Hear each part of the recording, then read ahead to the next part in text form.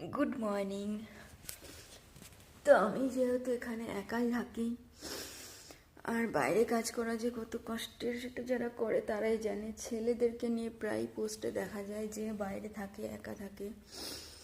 এবার দেখো শরীর খারাপ, আজকে ছুটি, প্রচণ্ড মাথা যন্ত্রণা, কিন্তু এক কাপ চা করে দেওয়ারও কেউ নেই।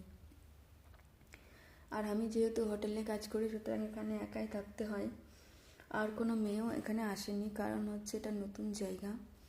এখনো পর্যন্ত আমি একা। তো এই দেখো আমি থাকি কোথায়, দেখো নিচে ঘুমাই, প্লাস হচ্ছে আমার জামা কাপড়ও দেখো কেচে মেলতে হয় কোথায়, ভেতরেই, কারণ বাইরে সবাই ছেলে। এই দেখো পার্টির জলের পেটিগুলো আমার রুমে রাখা, এপাশেও কয়টা রাখা। এরকম একটা রুমে এইভাবে আমাদের থাকা খুবই কষ্টের হয়ে যায়। আর এত ঠান্ডাও পড়েছে বলার মতো না। তো এবার থেকে আমার কষ্টের জীবনগুলোই তোমাদের সাথে শেয়ার করবো।